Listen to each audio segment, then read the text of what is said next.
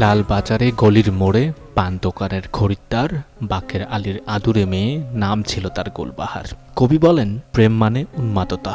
যখন মানুষ সত্যি সত্যি প্রেমে পড়ে তখন তার খাওয়া নাওয়া সব যেন হারিয়ে যায়। তেমনি এক পাগল প্রেমিক তার অধরা গুলবাহারের উদ্দেশ্যে গাইছে গান। ঈশানের কথা ও সুরে গুলবাহার গানটি সোশ্যাল মাধ্যমে বেশ প্রশংসিত হচ্ছে। গানটির গল্প এমন, লালবাজারের পান দোকানের চেনা এক গলিতেই এক রূপসী তরুণীর দিকে দৃষ্টি আটকে ছিল এক প্রেমিকের।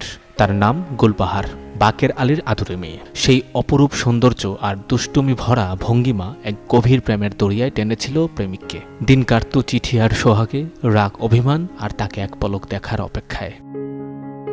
প্রেমের কাফেলায় যেন এক দিশাহারা মুসাফির।